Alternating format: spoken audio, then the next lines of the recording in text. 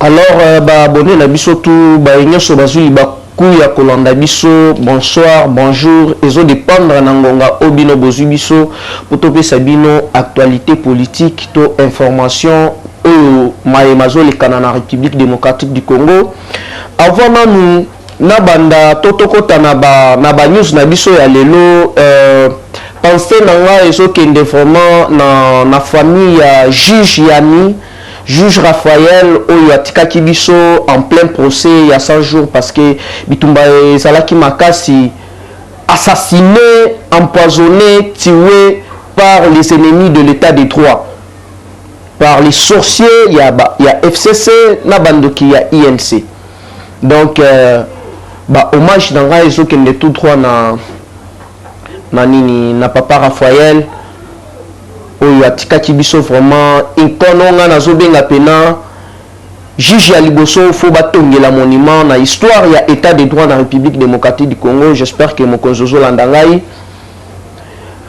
Bapense na ngai ezali tourner na docteur Etienne Tshisekedi wa Mulumba parce que place ozali papa pema na kimia patriarche na oyo sali na République démocratique du Congo parce que moi na otikaki kotoyo Félix Antoine Tshisekedi Tshilombo Mukwantombolo ka jomona azolelisa batu awa batu bazolela bazotelemela état de droit, mais tant que la justice élève une nation, ce qu'on a zomi tout na batu neti ba obeni na ku batu neti ba boshab ba fongola mbanga na bango te baloba na Congo parce que sont des voleurs, sont des criminels. Avant tout d'abord lelo, avant tout bandana na makambo ya procès ya 100 jours parce que il faut tout ça la moi recto moro ya muke ata pendant 5 minutes parce que il faut boye bakeno affaire mususu ebimi oyo procureur azo fongola contre ami balisusu na kamera na détournement ya 1 million de dollars oyo ezalaki destiné na réhabilitation ya mama Yembo yango bomonaki keno dalene to mona boye ami bakei na kabakata ya groupe akepe satna mais so kana mongo ebimaki ebele basomba bakouveuse basomba pareil oyo kwede batukuna babanda kozwa traitement ko réhabiliter bâtiment nyonso mama Yembo. Donc mbongo wana lisusu bango balie alors kamere tika distraction ya koloba oteno nzambe yango zomona keno kombo ya nzambe batanga rango pamba te yango zomona. Donc nyonso wana complexe ndenge facha tanga nzambe ndenge facha zo Kongo apesa ngo na maboko ya nzambe yo lingi sikoyo otanga nzambe na ndenga hypocrisie omoni nazo ebisa bino keno tokobetela bino masolo de Burunde ba se suicider na niveau ya Bukavu de Burunde. Donc bami bomi batala na ba poche na bango boye ba Burunde et puis tokobetela bino masolo face B ya FCC la muka na INC bakomi eloko moko. Vraiment les ridicules ne tuent pas au Congo. Nazumi tout na batu ebele il faut tout ça la bango mise à jour ya ba mémoire ba changer un peu façon na bango de voir les choses parce que nazumi tout na batu neti ba Adolphe Muzitu yo état de droit ezozela yo na 500 maisons nambanga ebandaki kodima ya forêt équatoriale neti deuxième forêt na biso awa na monde yo mbongo wana bobandaki okabola ngo na sasu yo kofungola mnongo na yo olobela makambo ya état de droit to yo madidi okofungola oloba makambo ya état de droit pena na Kongo awa olingi totolamisa dossier 40 millions ya kimuta olia. Donc besoin na ba leçon morale à kopesa biso te. Félicitations à Fachi Beton. Il faut boyeba bomonaki en plein procès il y a 100 jours bato belé bazalaki liboso ba télévision na bango basomi tout na procès ko bandaka mais bomonaki procès yaki ko banda na retard pona nini bandaki na retard procès bandaki na retard pour être kindo kezalaki makasi ba juge ba préparaki déjà ba makambo nyonso jugement nyonso ya suka mais na dernière minute ba papier mususu ebungi. Heureusement que non et ça qui déjà scanné na niveau ya ordinateur ba yeko bimisa ngo lisusu yango banaki komona que non en plein jugement juge abanda kila moko o déjà na tangi o déjà na saliboy donc Kamere azala kisir na ba kisinaye ba incarnation na ye mais nzambe oyo azotanga wana aza nzambe ya lukuta yango bozomona keno akonfondre ye awa siko dossier mosusu ebimi ya 1 million ya mama yenu alerte générale na ministre ya intérieur na président de la république communauté ya balibanais communauté ya banilotique en réunion bakomi eloko moko na FCC na ba multinationaliste na ba supporter ya FCC batu ya lamuka muzitu na madidi bakomi eloko moko batika basemblant parce que un ministre ya FCC a outi ko salela madidi transaction na Western Union plus de 2 fois il y a $2500 donc madidi na muzitu soki bo continuer koloba na robimisa nyonso awa tolele robeta miyibi bino boloba na Congo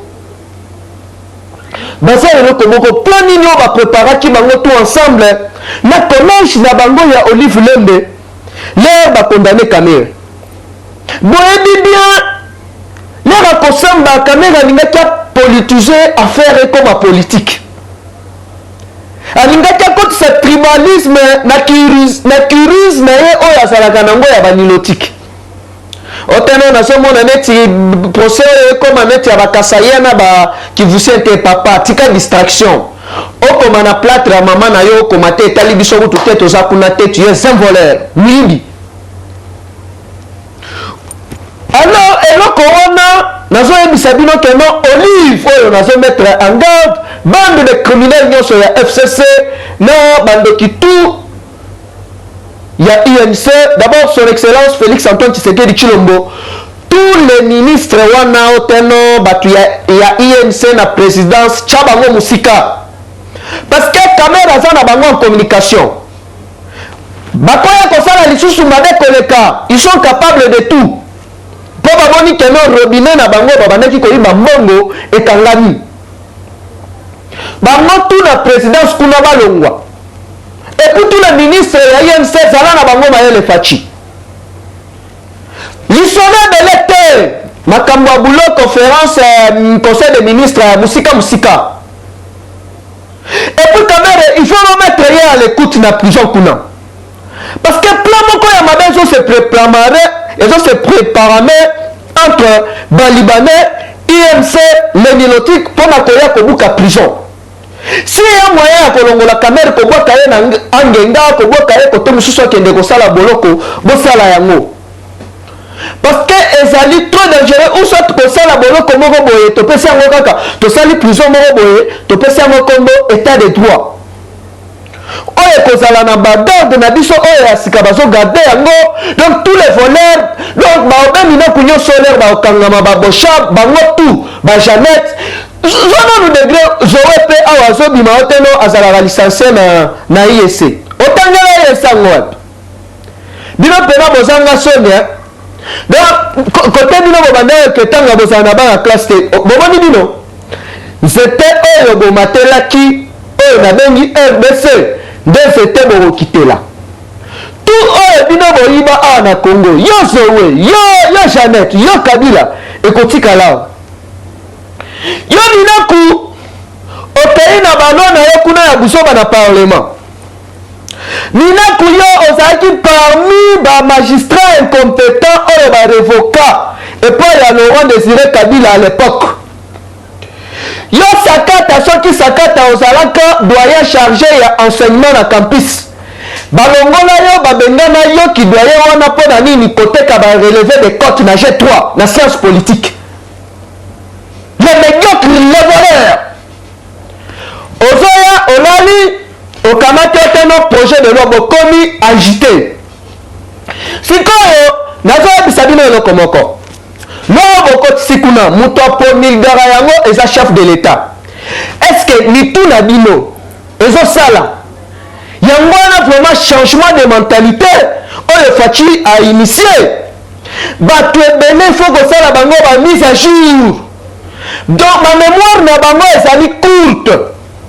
Na bakindoki oyo banyaki na banationalité oyo bakomi naturalisé barwandais bakomi koraisonne pena bakomi koraisonne pena kikabila na mutu na bango. Mais boza sans cœur.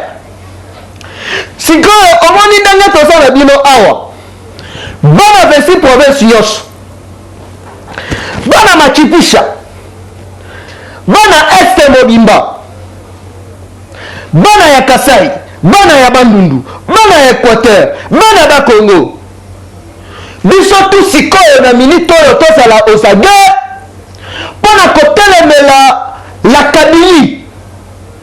Mais tout moi bato moko boye baye awa nanu santé moko bien te, santé moko bien te. Mais boye na Congo bosali pendant 18 ans boyebi bambongo bosarushir bokotika biso te libre, bokotika biso libre te mpona nini? Alors bana partout tozali banationaliste. Papa Tshisekedi abandaki koyebisa biso toujours bitumba oyo tozobunda na bino peut-être nga na kobénéficie nango te, bino bato bokobénéficie nango, wana azoloba na biso. Papa Tshisekedi abandaki koyebisa biso toujours bana na ngai bolongola kobanga bozala wana toujours déterminé mpona kobundela mboka. Obemina Kounyon en 2015 président de l'Assemblée nationale. Nani Léon Kengo à l'alerte. Le 19 septembre. Bisotou Libanda, ville morte. Oye Bakanganga, Bamemanga na tebe na ngalema. Nazo maman na frappe. Nazo sans amakila. Mais jusque là, tozo tenir kaka. Yo Janine Maboun soki oza mwasi meka okokuta biso na nzela na yo, epuis parlement wana ekopela moto tozoyebisa bino parce que na minute oyo tosali déjà tosali repli boyebi bien Jean Marc Kabund lobi azalaki na réunion na ba structure nyonso ya UDPS. Congo nyonso eza en alerte. Donc Janine Maboun obeminaku omenungam oyo yo kozwa obeminaku okozwa frappe Janine okozwa frappe oyo banda obotama batikala kobeta yo te. Donc Jeannette Kabila okozwa frappe tamwamwamba okobetama. Donc na buzoba wana ko bomeka kutu te po moto akomeka jour wana bao bakotikala. Tozali déjà na front. Papa Tshisekedi atikaki biso na front. Alors yo Janine Maboun yo tambo mwamba moto akomeka na lona bokokutana na peuple congolais, bokokutana na biso na nzela na bino. Tokokipe kutu Covid-19 te, tokokipe makambo te no boye mesure de barrière, tokokipe yango te. Donc jour wana na makambo ya confinement ekosila mokolo yango. Alors tozozela bino bobenga badepute bokende bokota na Assemblée nationale. Comme ça jour wana bokokutana na biso. Bosali bizoba ebele na sa Covid-19 awa. Bosiliseli biso baconseiller, bobemeli biso Papa Gérard, toza na kanda ya kosangana te. Alors yo beminaku, yo Sakata, yo Kabila, yo nani oyo Jeannette, yo Mabound, yo Tambo Mamba, mboka oyo eza ya bakoko na bino te, eza ya batata na bino te. Mboka oyo Congo eza mboka na biso. Boye na biso intimidation te, boye na biso loisir te, biso na bino mikolo etikali ya kotanga. Tokosilana na bino totelere lisusu biso bate. Obeli nini na kukote ofondaka okimite oyebi deja mpona nini osalaki deja buzoba awa bami aloba ate na mboka oyo il faut topesa espoir confiance epai ya Faci na Kabila asala 18 asala nini na mboka oyo asala nini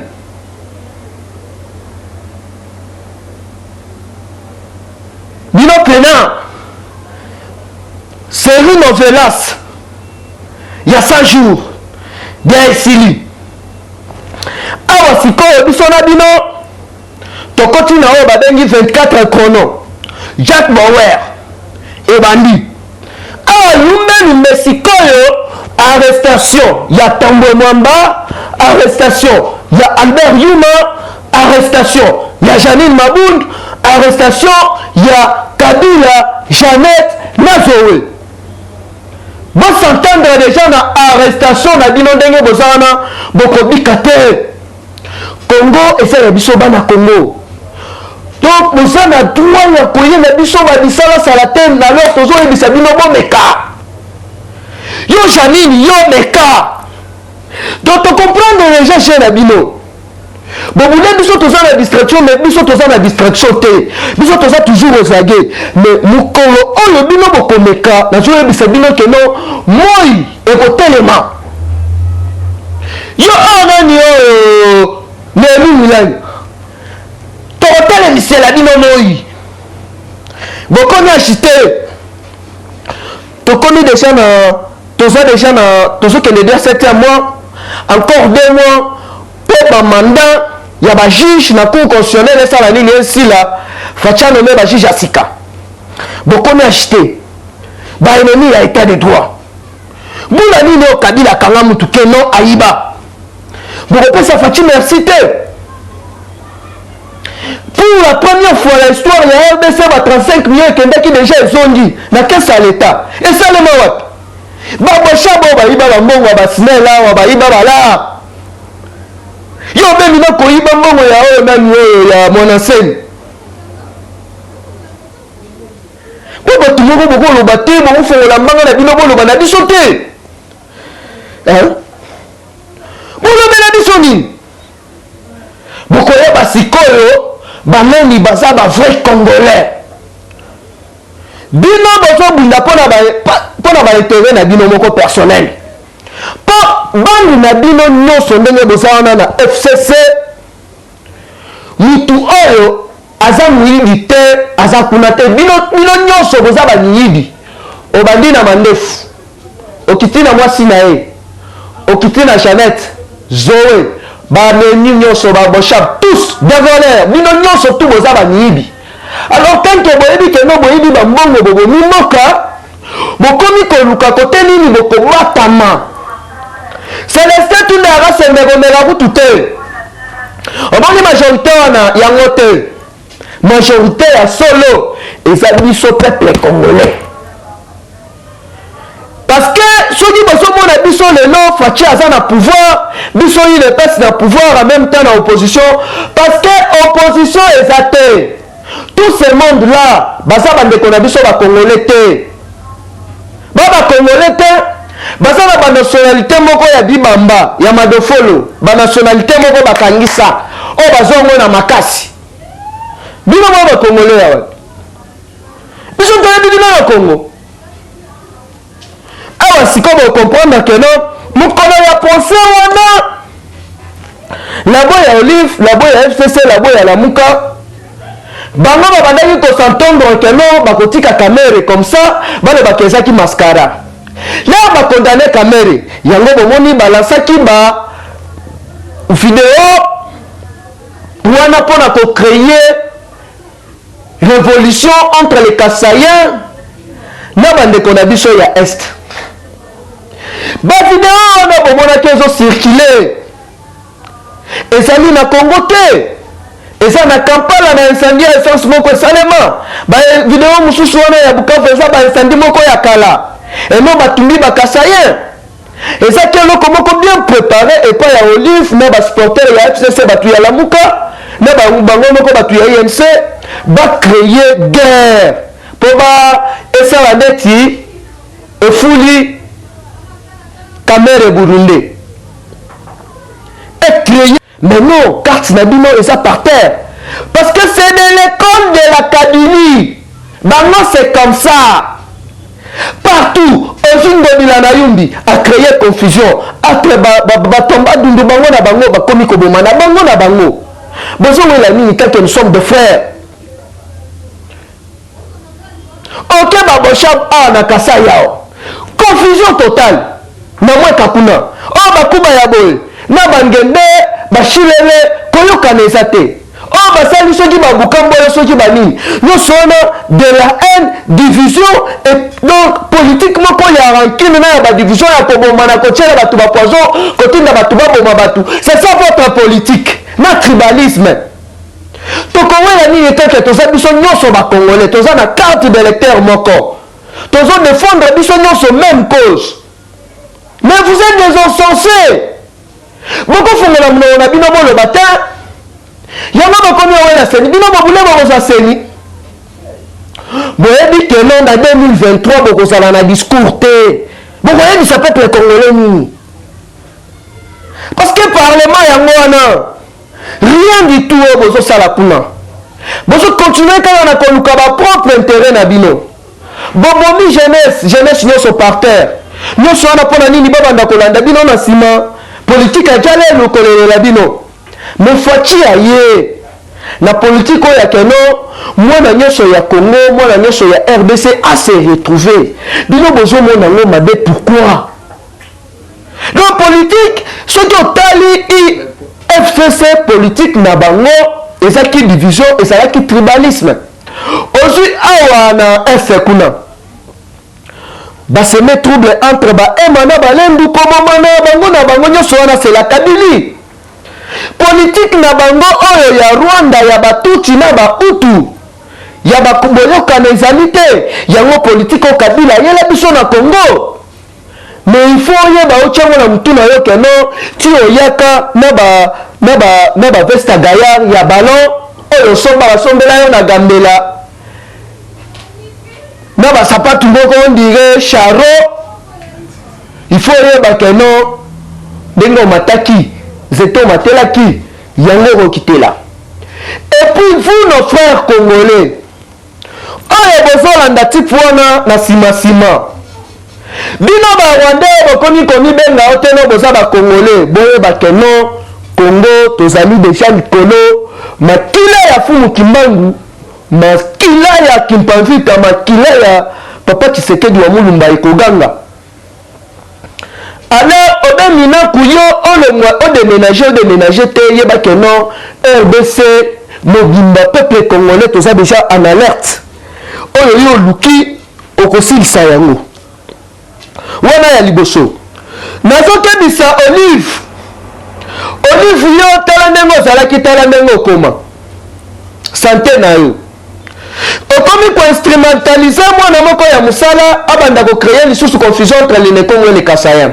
Na idéologie na bino ya banilotique ya bazibamboyen pona commettre pona ko semer confusion et ko simba tête et déjà ba carte na bino les Congo sont nos frères alors tribalisme na bino bozo lukana oyo bozo sala na boye ba keno et kozala ni le sens fait au nom de Jésus boza déjà confondu alors sala ka bilanga ndenge ozo sala wana bandaka no bandaki ko sala bilanga te okomi ko sala bilanga sikoyo.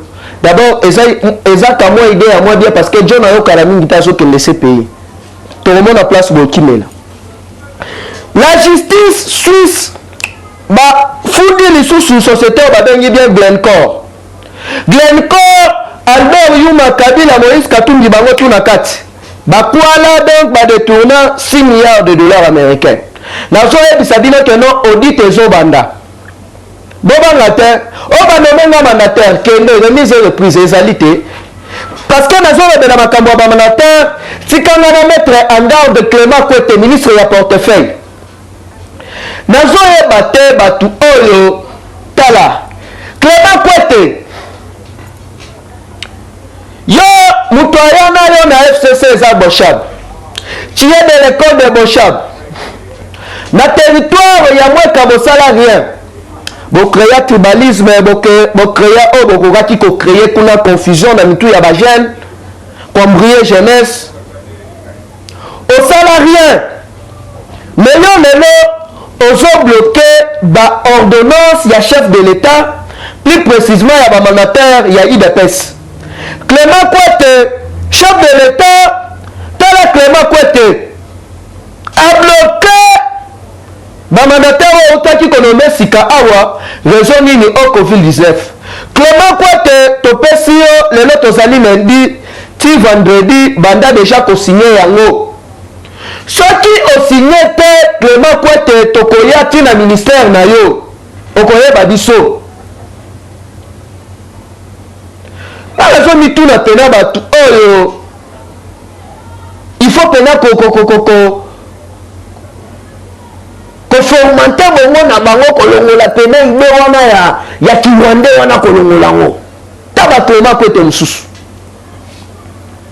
Vraiment Kabila yo makambo sali na Congo type moko ya na bavese moko ya ballon na Congo, mais donc mutu adalene ya boya komi ministre pasi mais on reste debout. Nous sommes touchés, mais nous restons toujours debout. Boye bakeno un jour, bino ba Rwandais, vous les Burundais, mabele oyo, et ça mabele ya bakoko, et ça mabele na biso, ba Congolais, 100% Congolais. Alors bino ba paya, boye na ba division, bino bandeko na biso mususu ba Congolais, ba essentiel que vous êtes, plus précisément FCC la Mouka, les anciens kabylistes bolingi bo banda koyela biso bambrouillement mais boye bakeno bomata bokita Congo ekozala kaka yango moko, Congo ekotikala kaka uni, Congo ekotikala kaka ensemble. Tous les bambuna boye bakeno bozwi échec kokangama ya Kamere eto ya bino Kamere to signé na alliance Kamere to sala na campagne mais tellement ça va ki muyibi atikaki ki muyibi te Kamere yo wana état de droit joué yo Kabila bina fachi boye bana wapi yo na fachi boye bana bongo ki partenaire ki pa biso na bino to ba partenaire yo ma fachi akola na wana eza pona koyebisa bino ke bino badi jingi bino badi mbuluntuntu bino babumbafu bino banyambwani oyo bozolanda Kabila sima boyebake non mikolo ya Kabila etikali ya kotanga na Congo parce que soki bolandi déclaration ya Herman Cohen oyo koloba ete nouvelle ère pour la justice congolaise. Soki bolandi déclaration ya Madame Bachelet oyo alobi que non à bientôt équipe ya CPI na ya droit de l'homme na Congo pona kokanga tous les criminels oyo ba commettre ba impunité oyo basali ba violation ya droit de l'homme oyo babomi ezoto ya binote. Kabila kinakati komi mabe maikare komi mabe mosquée komi mabe akomi telantela ezoto ya binote yo obe minaku yo Jamet yo Zoé bokoluka place nini bokobimela parce que plan nyonso oyo bino bozo préparer ya ba tribalisme ya kosa la révolution ya kosa la rébellion boye ba que non Dieu est toujours au contrôle et puis fachi ndenge azana ba contact ya likolo na ba Benjamin Netanyahu awa yo Francine Muyumbu quand ozalaka présidente soki ya panafricanisme o apporta combien la jeunesse congolaise les noms ont audace na courage ya kokende commettre en garde Mike Kamer boyebi babuso bao bosali ambassadeur ya États-Unis aza masanao yo Francine Muyumbu yo est-ce que ba congolais bazala na forme oyo oza na ngwana kote balokotela yo na Rwanda toyebi ozoyawa otena ambassadeur boyena boyebi que non ndenge bozana vous avez des comptes à rendre au peuple congolais bopiller makana biso et puis boko subir rigueur ya loi bisona binotili fobo wafa washala bao bakokufa bao bakozala na bomoi shie na mweye tuku na mweye tina mwisho nino bule bapele ozobenga wana omwana koli boye nino bakwetimide ngai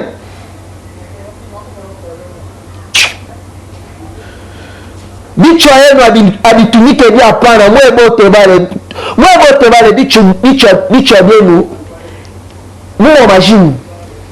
Donc ofandi kaka boye okei o loi proposition ya loi obemi nako tao okima kuna na bashilele kuna okeo teno na koma mutaige fo o mshilele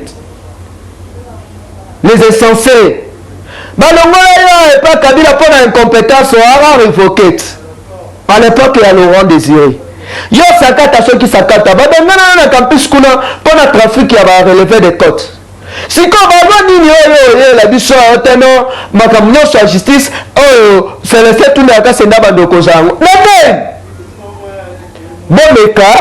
bomeka ndenge bomesana komeka me ya tumo biso na bino komba ya cash. Donc Jani Mabundo amutu moko kozwa pat Jana tozu pena pat wana nufasi moko nanu na ebite ozwa lisusu vraiment ta ton zete na bonye pena zeta face nobosakana na biso peuple congolais alobaka to te congolais za moto esengo na ekeba esengo na biso hospitalité na biso elakisi faiblesse te ya tumo soki bomekima bokotuna ngulu parce que ti la police eya j'espère que déjà on a biso na bino dia tosilani o bakotikala batikali o bakodaye badaye parce que toza déjà na fond soda na fond abangaka te. Nécrologie décès ya 3e général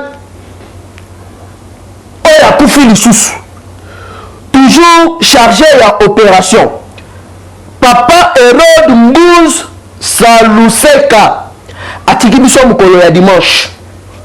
Depuis changement ya administration ya armée oyo facha alongoli tous les Rwandais azongisi ba Congolais, je vous dis que non, nos frères bazo subir du poison et pas ya communauté ya ba Rwandais oyo bakomi kobundisa communauté ya ba Congolais.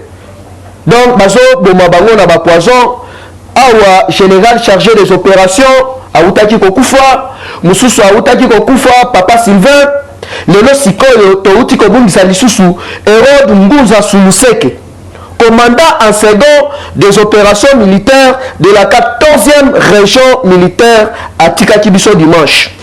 Pourquoi toujours des Congolais? Morphologie yaba na mboka Congo. Pona nini bango baso daye?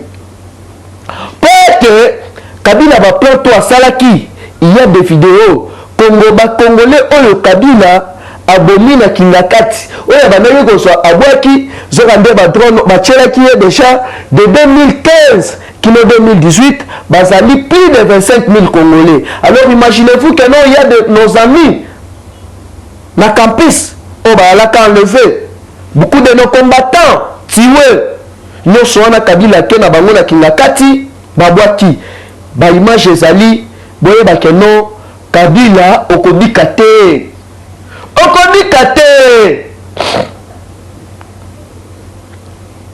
yosa campagne na fachi okobika te muto kokanga yo mbele yeba yango tolivre yo obika te babeni na kunyoso wana bino tubocha munoko po boso mona Kabila yango bocha munoko mais Kabila za eloko te. Seul président de Congo c'est Mouko Tombolo Fachi Béton. Oh, il y a un mususu. Donc, bango baso fond de prière na bango zazaza nzambe Facha échoué mais Facha ko échoué notre président a ko réussir. Fachi alléluia amen et le gâté. Alléluia amen et le gâté. Nazo ebisayo mokonzi na ngai ngonga sikoyo ekoki. ngonga ekoki mukwa ntombolo juka juka mukwa ntombolo kashana walonji uji kwefi uji fengi nyama wantambwa juka beton tule ngongala kata oyo beko zowe umukamate donc zowe yoyo bake omoni ndenge sana kamera dia bakangi asikoyo liste oyo ya bato bazolanda Albert Yuma Obe Minaku Zoé Kabila Jeannette Kabila Joseph Kabila Olive Lembe Général John Numbi Amisi Tangofo bino tout ndenge bozana boye bakeno bomata bokita boko bika te justice akosa musala na ye mutu akobika na Congo asa lisusu te bino tout boko kangama muko ntombolo Lyon espoir nyonso ya bakongolais eza na mutu na yo faci espoir nyonso ya peuple congolais opesi peuple congolais espoir ya kosakana te mukwa ntombolo nyama walonji juka tabala juka eza malu jiba ja kukumbana telema. Alors, j'espère que Mokozo Landarabiso, Maman Marto Landarabiso, Ngomekoki, le vrai Congolais à solo, bana ya ba province nyonso ba se retrouver na richesse na biso ya République démocratique du Congo, to sangana, to simbana main dans la main pour to tombola ekolo na biso ekende liboso. Alors papa Tshisekedi place yo zali déjà mukolo au courant de la semaine tokoya kuna na mausolée totika déjà gerbe de fleurs na biso ya jeunesse congolaise poète mukolo oyo Janine Mabund mukolo oyo Tambo Mwamba bakomeka ya kotouche na constitution bakokutana na biso esprit na yo et continuer kaka reconduire biso kozala toujours na makila wana ya peuple congolais. Nous sommes toujours là, tokozala toujours là, quoi qu'il arrive, tozali toujours derrière Fachi Beton oyo ako réussir mandat na ye ako beta 24 ans na pouvoir oboyo longwe 24 ans oboyi papa kanga bisaka kende 24 ans on a peu ça dans notre transition ata 32 ata 40 akosala yango donc bino bato bozo ya teno seni boyena boy yango na catholique babimisi bino nani FCC bobimi biso baventurier Rosar Malonda o bolobaki keno azaki mangiste félicitations na papa Simon Kimbangu à partir ya nkamba wa lobaki no Rosar Malonga toyebi te neti mundimi ya église kimbangiste toyebi ete donc biso totikala kopesa candidat te eza mpona kolakisa bino keno bato wana bango espoir na bango ezali lututu ezali soloka mais biso espoir na biso na Fachi Beton ezali nzambe eza masiya. Alors bon restez branchés, bon s'abonner massivement. Là je salue mon vieux Zoé Bella na Paris, na pesi maman Célestine, maman na Naomi na Esther na Canada, maman Alphonsine à Edmonton, il y a Joséphine Tumba na Paris, moi si à Pembe, il y a Petroni na États-Unis, mon vieux André na États-Unis, papa Kim, Kani Kaninda, Koko Bitota, maman Bombo. Donc on est toujours ensemble. Mon vieux Claude Boukassa, mon bali ya maman Karine na Paris, Claude Boukassa na Paname, A380, Balogi papa chéri. Idéologie à Elamba toujours, ouais, on est ensemble. Donc mon numéro est toujours le même, plus 243 89 784 33 42. Nabandeli plus 243 89 784 33 42. Batoto nyonso ya Machipisha, tout toujours ensemble, tout toujours unis. Mon vieux Doudou Kakou. Donc on est ensemble, tout rester toujours déterminé. Big up dans les prochains numéros. Eshima, votre magazine qui bat au rythme de l'actualité. Retrouvez la nouvelle édition. Exclusivité, l'an 1 des Basseyane Nanga. Métamorphose et décollage de la province du Haut-Ouélé. À la manœuvre, Christophe Nanga. Avec abnégation et patriotisme, les gouverneurs Basseyane est déterminé à lancer la province du Haut-Ouélé sur la voie du développement intégré.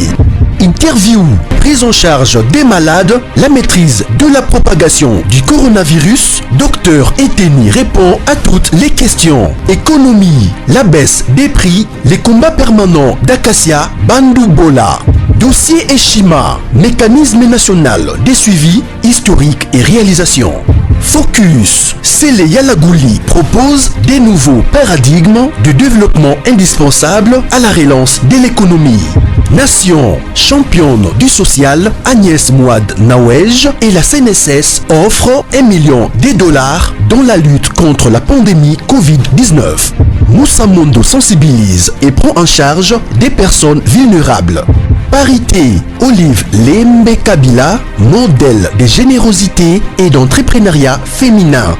Afrique, un déconfinement aux multiples facettes. Retrouvez l'intégralité du magazine Eshima dans les kiosques. Eshima Magazine, un nouveau standard d'information.